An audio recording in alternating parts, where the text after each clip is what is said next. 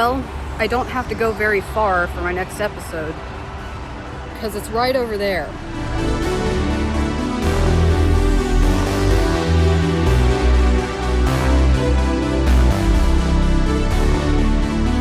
Yes, there are two malls on opposite sides of the same exit. And they're both doing fairly well. Like, one didn't cannibalize the other, and that's something that we need to explore.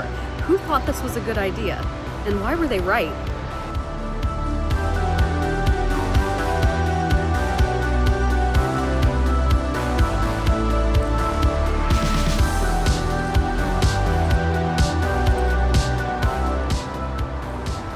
Hello everyone, I'm your cruise director Kristen, and today we'll be visiting the Mall St. Matthews and Oxmoor Center, both in Louisville. Two malls that are very close together. I was originally planning to make this 2 videos, but there was really no good way to talk about one without talking about the other.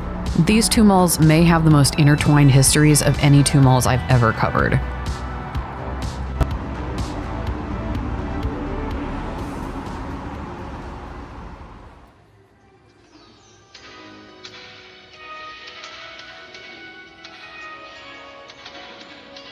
I remember when I visited Louisville for the first time as an adult and thinking it was so strange that these 2 were so close together, but they've existed that way for over 50 years.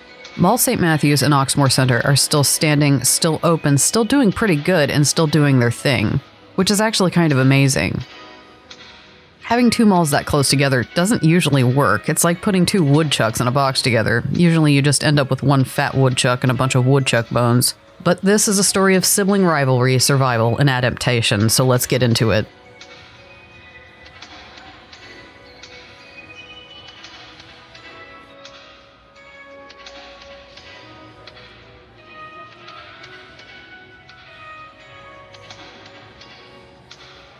Our story begins with the opening of The Mall on March 21st, 1962. Yep, that was its name, just The Mall, because it didn't have to be anything else. It was the first enclosed mall in Louisville, and for nearly a decade, the only regional mall, and it had basically no competition.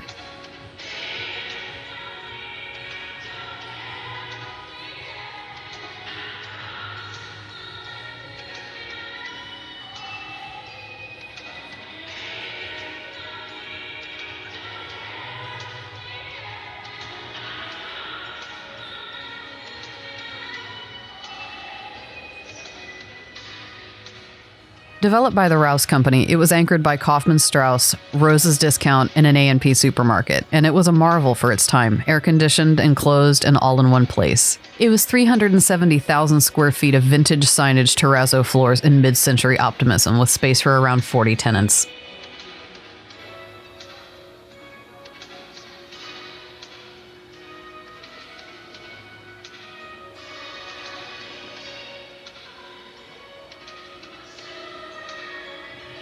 In 1970, the mall underwent the first of many, many expansions, adding a 3rd anchor, JCPenney, and a bunch more inline space, increasing the size to 552,000 square feet. But this wasn't just growth for growth's sake. This was a response, because the new kid was coming.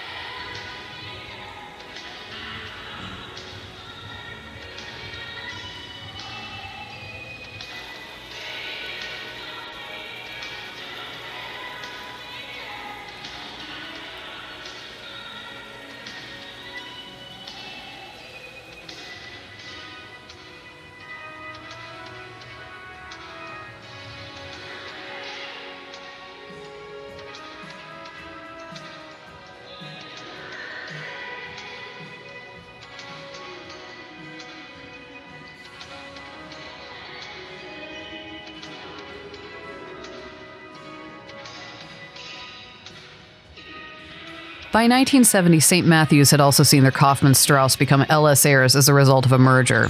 There's some information out there on blogs and stuff that suggest it may have been a Stewart's Dry Goods in between, but I found advertisements that show it directly going from Kaufman's to heirs.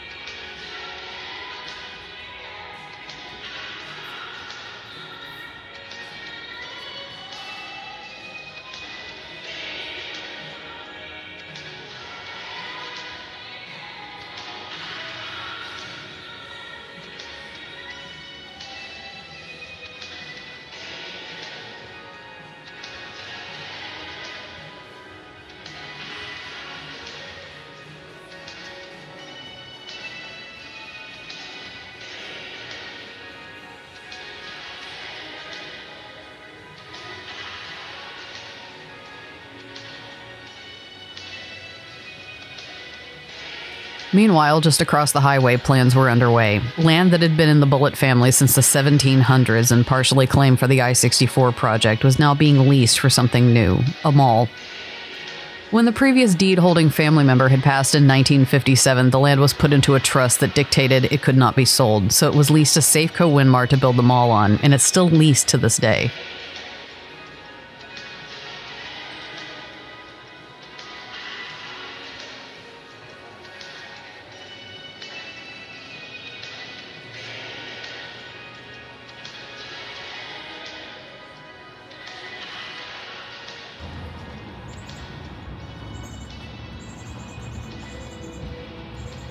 Oxmoor Center opened in stages starting in 1970 with Shillitoe's, a Cincinnati-based department store making its debut in Louisville. The full mall followed in February of 1971, boasting 650,000 square feet, bigger than St. Matthew's even after its JCPenney edition.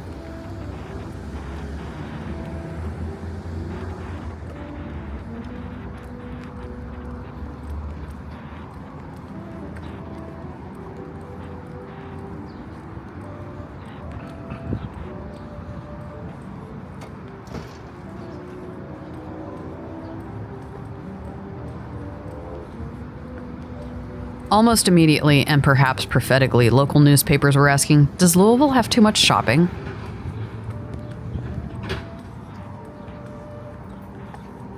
In the late 1970s, the perception of the two malls that has persisted to this day was starting to take shape.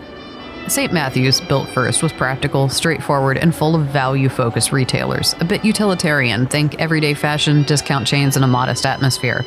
Oxmoor, on the other hand, rolled up with its three-story Shillitoe's and an air of upscale elegance. It felt fancier. Locals caught on. If you wanted deals, you went to St. Matthew's. If you wanted to impress your date's parents, you went to Oxmoor.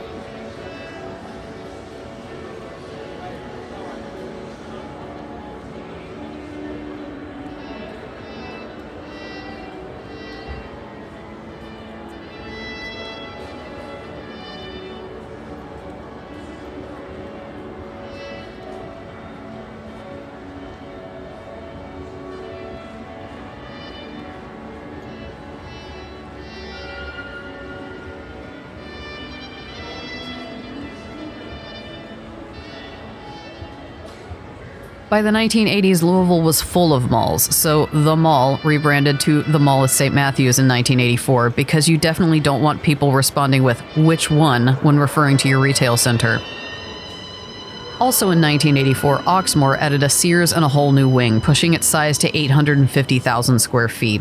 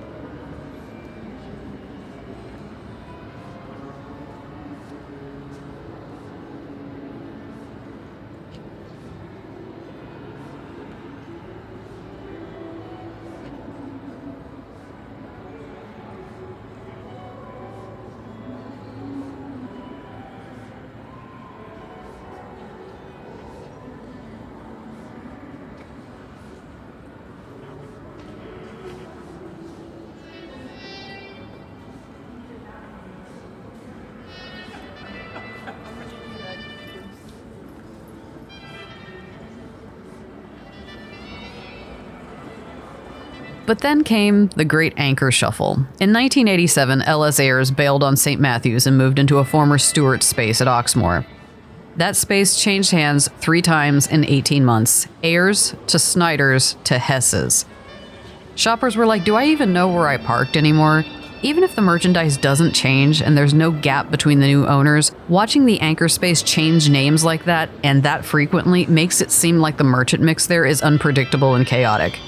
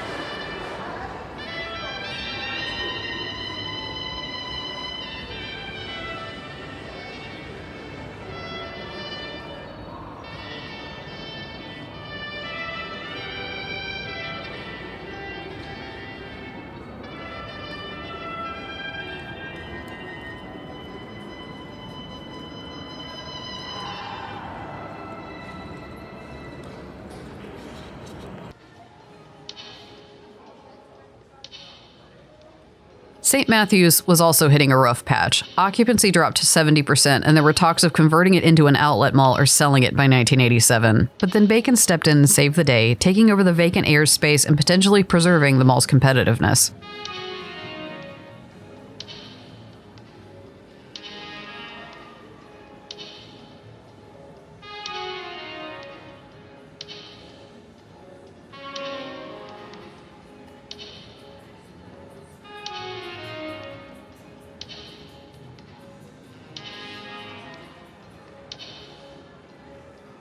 From 1988 going into the late 90s, it was an all-out arms race between the two malls. St. Matthews built a food court in 1988. Oxmoor built one in 1989. St. Matthews added a massive limited brand superplex in 1992 that consisted of Limited, Express, Victoria's Secret, Bath & Body Works, all in one concentrated area.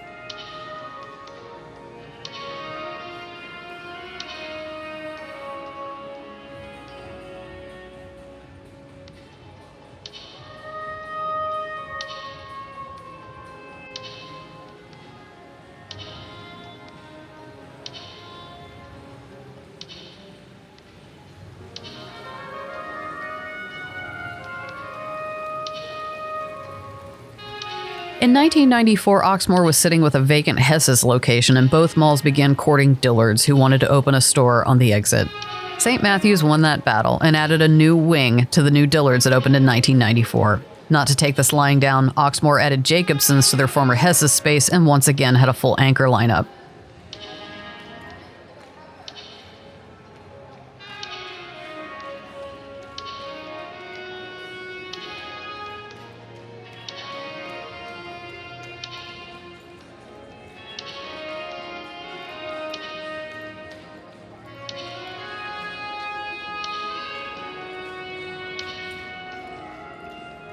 Overall, the 90s saw St. Matthews attempting to become more upscale as well. After adding the Dillard's in 1994, they added a Lord & Taylor in 1997 and again added a wing to lead to it.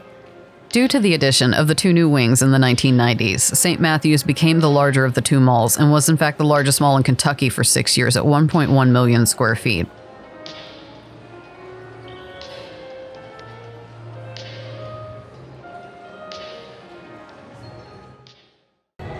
Alright, time to suffer for my art. Let's do the massage chair challenge.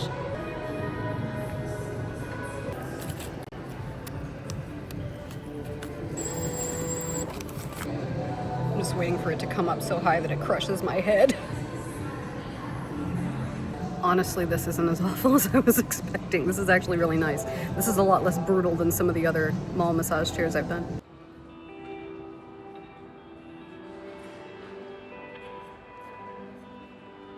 The Louisville press once again began asking if Louisville was overmalled. Meanwhile, surveys flipped back and forth on which of the two malls was the public's favorite. In 1996, Oxmoor was their favorite. By 1998, St. Matthews was their favorite. And if I'm being honest, having visited the two malls one after the other, they're both very charming, but I like St. Matthews better. It's more colorful.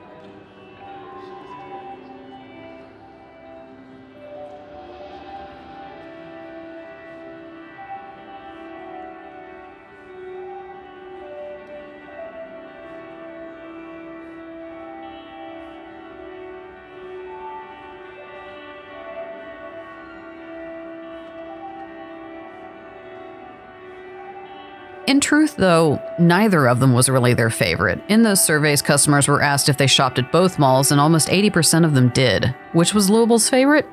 Both, especially when you consider that Louisville is surrounded by more remote areas where people may drive an hour or two to get there. Why wouldn't you choose the exit with two malls that close together? You can make a whole day of it. Kids, stop fighting. Your dad and I love you both the same.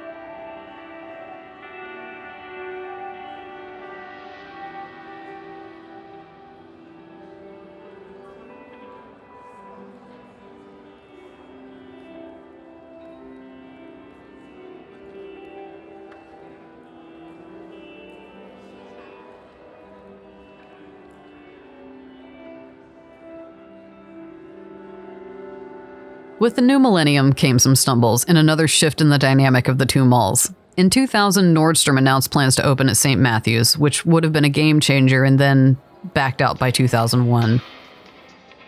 Lord & Taylor left St. Matthews in 2003, which was also a big blow. This also sort of marked the shift St. Matthews seems to have undergone since to shift back toward more middle-class offerings. Lord & Taylor was replaced the following year by Dow Harris, a mid-priced department store based in Kentucky. And meanwhile, things were changing behind the scenes.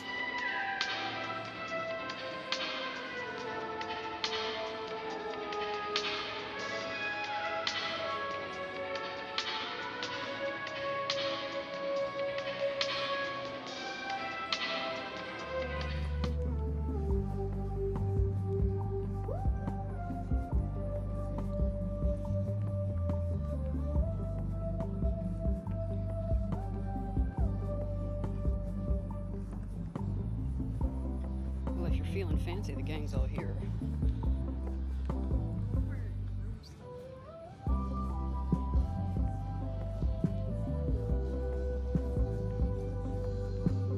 During this period of time, Oxmoor was beset with drama surrounding its ownership. The original family had formed a joint venture with Safeco and Winmar when the mall was built in 1971, and now sought to bring on another partner, mall management company Macerich. Over the next few years, the Bullitt family would slowly push them out of the deal, resulting in the former Safeco portion of the mall's ownership moving on to the David Hawker firm by 2003.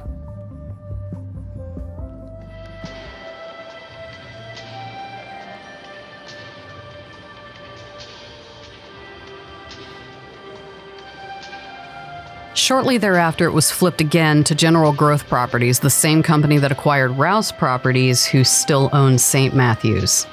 By 2004, both malls were under the same umbrella, the same ownership, and at times over the years since, the same management. Instead of rivals, they became complements.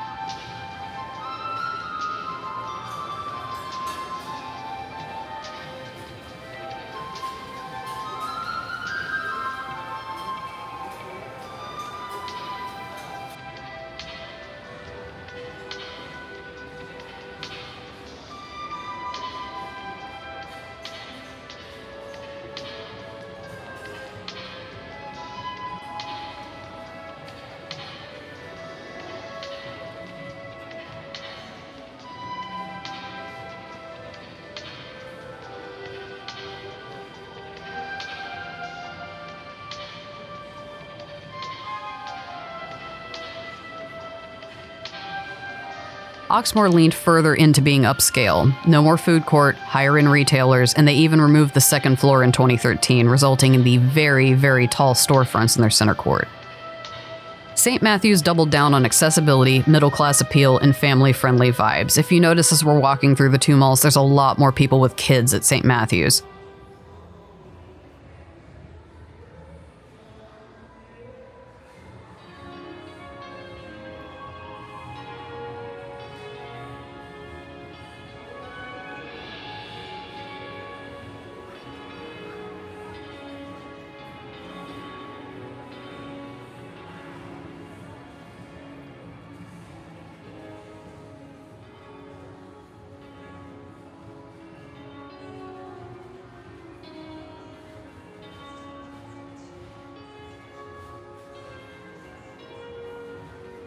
Today, these malls still serve a wide regional audience. People drive in from all over Kentucky and southern Indiana, and again, they make a day of it and hit both. St. Matthews has more vacancies, sure, but that's to be expected when they are a more middle-class mall, and a lot of the national chains that used to fill these are the ones dropping like flies. Just earlier this year, they lost Forever 21 that was in the former Bacon's.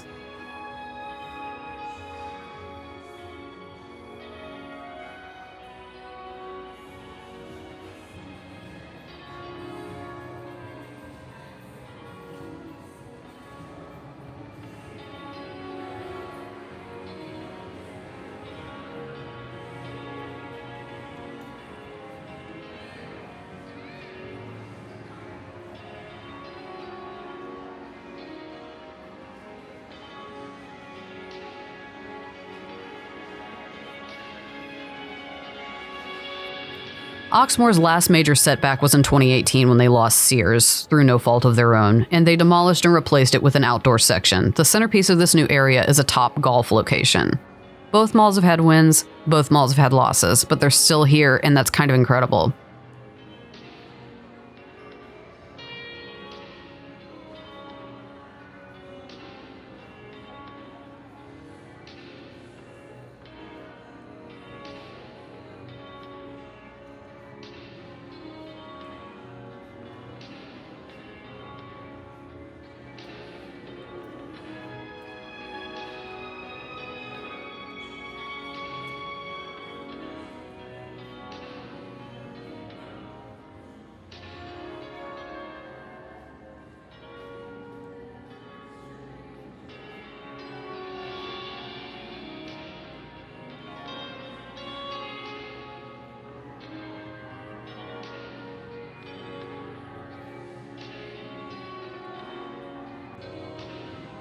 So who won? Honestly, neither or both. These malls have survived economic downturns, the collapse of department stores, competition from online retail, and most shockingly of all, each other. And somehow they've adapted without destroying each other.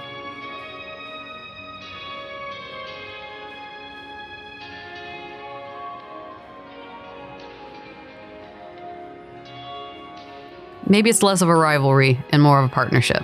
Or maybe they're just two siblings who finally learned to get along.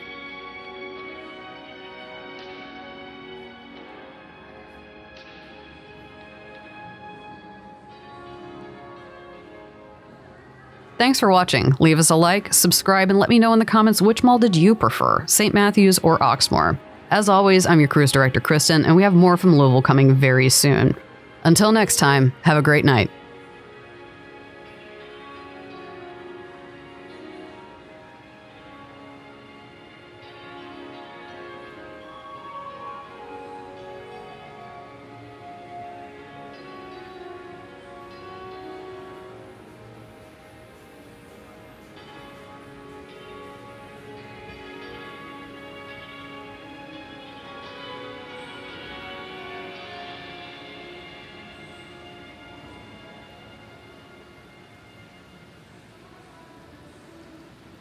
Make a deal with you guys. These are the tiny toddler size ones, and they have a unicorn. If you don't have a unicorn in the adult size ones, if I find one of these places that has a unicorn that I can ride, I will do it and I will post the video.